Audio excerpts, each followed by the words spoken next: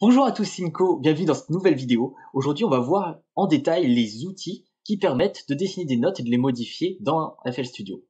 Cette vidéo fait partie de la série de vidéos du piano roll, où vous apprendrez tout un tas de choses sur le piano roll. Encore une fois, si vous êtes totalement débutant, je vous invite à regarder la vidéo qui vous donnera toutes les bases pour commencer. Elle est disponible gratuitement dans le lien sous la vidéo, et vous recevez en plus un e-book sur 7 clés pour booster sa créativité et pour composer de belles musiques. Donc on commence tout de suite. Tous les outils se trouvent ici. Il y en a plusieurs. On va commencer par le premier, c'est le draw, c'est celui qu'on connaît bien. Celui avec lequel, quand on fait un clic gauche, ça écrit des notes, clic droit, ça les supprime, shift clic gauche, ça écrit une note, ça modifie la longueur, et alt, ça permet d'enlever l'aimantation à la grille. Celui-là, on le connaît bien. Le second, il va être intéressant aussi. Il va nous permettre d'écrire plusieurs notes à la suite d'affilée. J'ai juste à maintenir le clic gauche, et je constate que ça m'écrit plusieurs notes à la suite. C'est vraiment très pratique si on veut écrire par exemple des hats, quand il y en a plein à la suite, on a juste à prendre cet outil et bam, à tout balancer.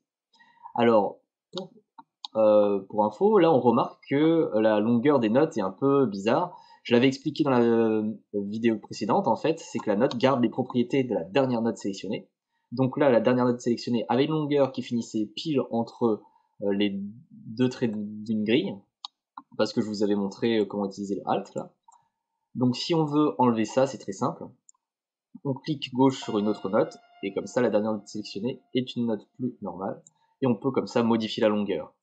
On peut même modifier la longueur, en fait, on définit la longueur de la première, et c'est tout, et après tous les autres auront la même longueur. C'est vraiment un outil très pratique, le Paint. On peut savoir aussi, tiens je vais laisser ça comme ça, que si on fait Shift, clic gauche, on peut changer la hauteur des notes sans changer leur position dans le temps. Je m'explique, je fais Shift, clic gauche. Vous voyez, c'est très pratique, ça déplace les notes verticalement, je peux les déplacer où je veux, mais ça garde leur position. C'est pratique par exemple si vos notes ont déjà un certain rythme, mais que vous voulez juste changer la hauteur des notes. Dans ce cas, vous n'aurez pas à faire petit à petit comme ça et de temps en temps à se décaler en côté. Non, là, vous aurez juste à faire Shift, clic gauche et hop, ça décalera juste verticalement les notes que vous voudrez. Ça aussi, ça peut être pratique. On va passer à l'outil suivant, Paint in Drum Sequencer Mode. Cet outil, alors juste, je vais enlever ça. Cet outil là, Paint in Drum Sequencer Mode, est vraiment similaire au précédent. La seule différence, enfin la première différence, c'est que quand on va maintenir clic gauche, la longueur des notes va être celle d'une case de la grille. Donc là, on voit que j'ai des cases. Donc on remarque d'ailleurs que c'est un rythme ternaire parce que voilà, il y a chaque temps est divisé en 3 parties. Donc ça, je l'expliquerai dans la vidéo sur le snap to grid là, sur l'aimantation à la grille. Du coup, cet outil, voilà, permet encore une fois d'écrire plusieurs notes à la suite. On remarque que si on maintient Alt et qu'on fait la même chose, ça écrit 2 fois plus de notes en 2 fois plus serré. Alors c'est moins pratique parce que les notes se superposent. Enfin bon, voilà. Faut juste savoir que ça existe. Par contre, si on fait un clic gauche maintenant sur l'une des notes, qu'est-ce qu'on remarque? Elle change de couleur. Qu'est-ce que ça signifie? En fait, ça mute la note. Muter, ça veut dire que la note va être en silencieux. On ne va pas l'entendre. Je vais enlever toutes les notes en dessous, là. Je vais vous faire écouter.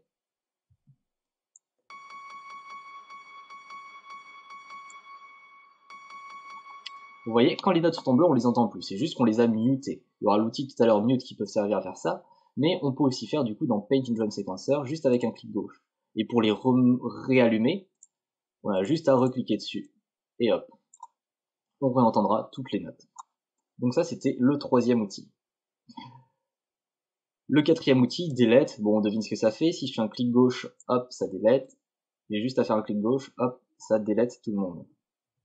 CTRL Z. Là, l'outil Mute, du coup, qui permet également de muter, exactement comme tout à l'heure. Muter et démuter. L'outil Slice.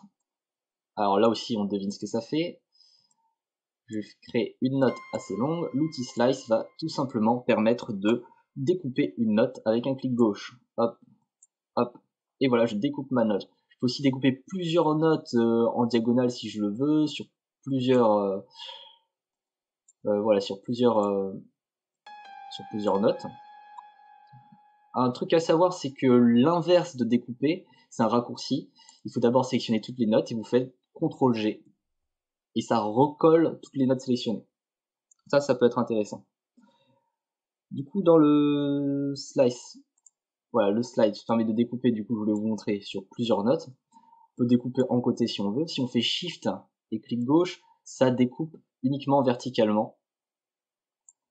Du coup, ça peut être pratique, voilà, si on veut découper uniquement verticalement. Pareil, le Alt permet d'enlever l'aimantation à la grille. Parce que là, je vois que ma souris en bas, elle est quand même aimantée à la grille. J'appuie sur Alt. Là, je suis libre de faire exactement tout ce que je veux. Et voilà, comme je vous l'ai dit, je sélectionne tout, je fais CTRL-G. Bim, ça recolle tout. Ça, c'était l'outil Slice. L'outil Select, comme on s'en doute, permet de sélectionner, hop, juste avec un clic gauche. L'outil Zoom, on s'en doute encore aussi, c'est assez explicite, hein, permet de zoomer avec un clic gauche, bim, ça zoome. Pour dézoomer, j'ai juste à faire un clic gauche ailleurs, et ça me dézoome sur tout le morceau. Voilà. Et pour rezoomer, clic gauche et je sélectionne, et ça me rezoome, ici. Aussi simple que ça. Et enfin, alors je vais dézoomer, bim, un dernier outil qui est vachement sympa, c'est le playback. Comment ça marche? Pour l'utiliser, on a juste à faire un clic gauche.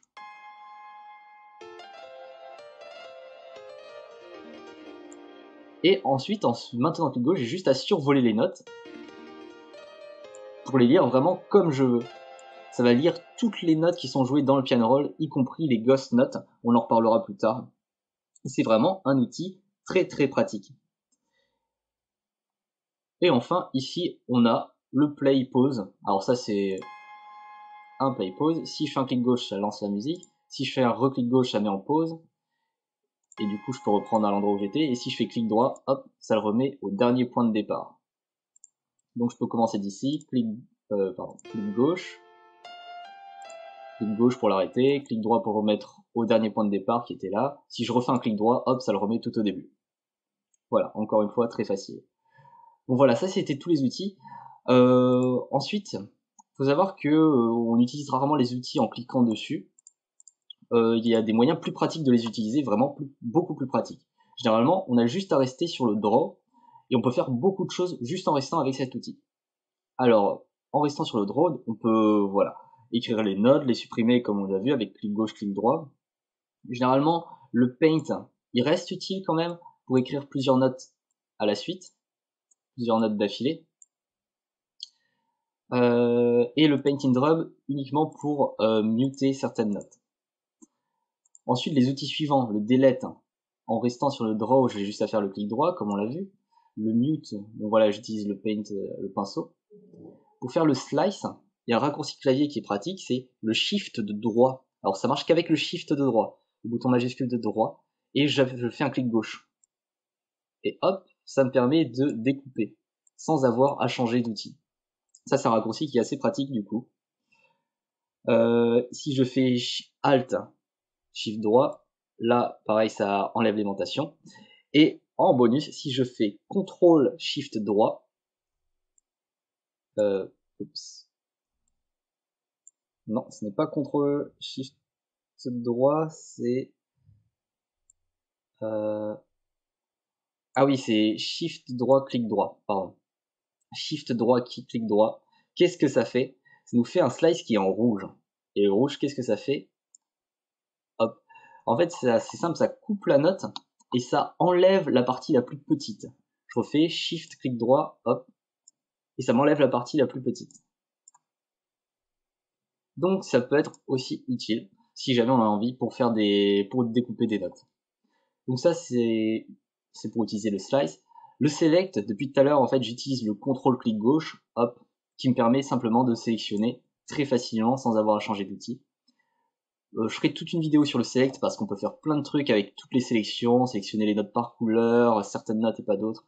Bref, je ferai une vidéo dessus. Pareil pour le zoom, je ferai une vidéo dessus. Comment je fais pour zoomer en étant dans le draw, je fais un contrôle clic droit. Et là, ça marche comme le select, ça va ouvrir une fenêtre et je peux zoomer dessus. Et pour dézoomer, je fais contrôle clic droit ailleurs. Bim, ça me dézoome sur tout le morceau. Voilà, tout ça toujours en restant dans l'outil Draw. Donc c'est très facile. Et enfin, mon préféré, le Alt-clic droit, qui permet tout simplement de faire un playback. Voilà, j'ai juste à rester sur Alt-clic droit. Vraiment, vraiment super utile cet outil. Franchement, moi je l'adore. Bah écoutez, voilà, on a fait le tour de tous ces outils. Voilà, comme je vous le répète encore, c'est pas toujours nécessaire de changer d'outil comme ça à la main. Utilisez plutôt les raccourcis que je vous ai dit, ça va être beaucoup plus simple. Ah, je vous ai pas parlé de celui-là, mais si vous faites espace, évidemment, vous savez que ça joue la musique. Et vous avez juste à appuyer sur espace pour arrêter. Et si vous faites espace et contrôle espace, le curseur va s'arrêter à l'endroit où vous êtes au lieu de revenir à 0. Vous refaites contrôle espace. Voilà, on sait jamais si ça peut vous servir. Bon allez, c'est la fin de cette vidéo. Si ça vous a appris des choses, si ça vous a plu, n'hésitez pas à mettre un like. Abonnez-vous à la chaîne si vous voulez recevoir encore plein de tutos, j'en ferai encore plein d'autres. Et on se retrouve dans la prochaine vidéo. D'ici là, amusez-vous bien, faites-vous plaisir et à bientôt. Ciao!